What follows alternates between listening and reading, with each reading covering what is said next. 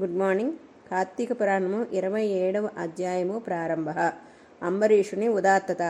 అంబరీషుని నీవు శాపమనే వంకతో ఇచ్చిన వరము ఆనందదాయకము. దీనివల్ల నాకు ఎటువంటి అసూయ రాదు. వేదవాక్కు వంటి నీ మాటను నిజం చేయటానికి నేనే ఈ దశావతారాలు ఎత్తుతాను. లేని ఎడల బ్రాహ్మణునికి మర్యాద లేకుండా పోతుంది. నీవు వెంటనే రాజు వద్దకు వెళ్ళుము. తన నిమిత్తము నీకు ఇంత కష్టం వచ్చిందని, అందువల్ల బ్రాహ్మణుడయ్యానని ఎంతో వివరిస్తున్నారు. నీవు వెంటనే అంబరీషుని దగ్గరకు వెళ్ళినట్లయితే అతనికి మేలు కలుగుతుంది అన్నాడు. శ్రీమన్నారాయణ మాటలకు ఆలకించి దూర్వాసుడు స్వామికి అనేక సార్లు నమస్కారం చేసి సుదర్శనాయుధం తరుముకొనుచుండగా బ్రాహ్మణులతో పరివేష్టింపబడి ఉన్న అంబరీషుని దగ్గరకు చేరుకున్నాడు. కోటి సూర్య సమాన తేజంతో వెలుగుతూ తన వద్దకు వచ్చిన మునీంద్రుల వారిని చూచి నమస్కరించి అతను కూడా వచ్చి ఇట్లా విష్ణు చక్రాన్ని చూచి, ఓ సుదర్శనమా, అర్హులై ఉన్న ఈ మునీంద్రుల వారు చంపదగిన వారు కాదు.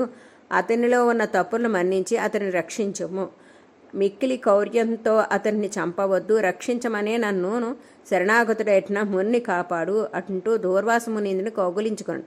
తర్వాత అంబరీషుడు దుర్వాసునికి తన మరుగుకు పంపుతాను ధనుర్ధారియే అరిధిగు వదిలిపెట్టి ఆ సుదర్శనాయ యుధానికి ఎదురుగా నిలబడాను. ఆ విధంగా అంబరీషుడు చక్రాయుధానికి ఎదురు నిలబడి ఆ ఆయుధాన్ని చూచి తన మనోగత భావాన్ని వివరింపసాగాడు.